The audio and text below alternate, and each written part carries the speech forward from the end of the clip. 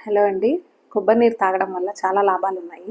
సరైన పద్ధతిలో గనక ఈ కొబ్బరి నీరు తాగినట్లయితే దాని వలన పొందే లాభాలను రెట్టింపు చేసుకోవచ్చు.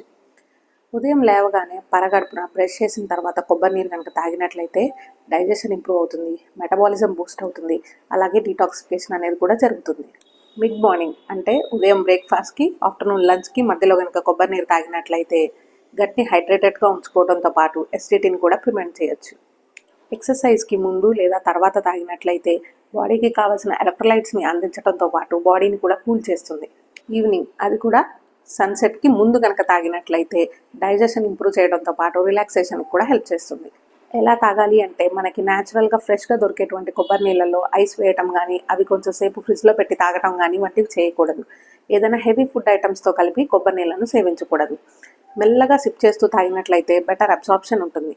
డయాబెటీస్ ఉన్నటువంటి వారు కోకోనట్ వాటర్ని మోడరేట్గా తీసుకోవాలి, ఎందుకంటే దీనిలో న్యాచురల్ షుగర్స్ ఉంటాయి కాబట్టి.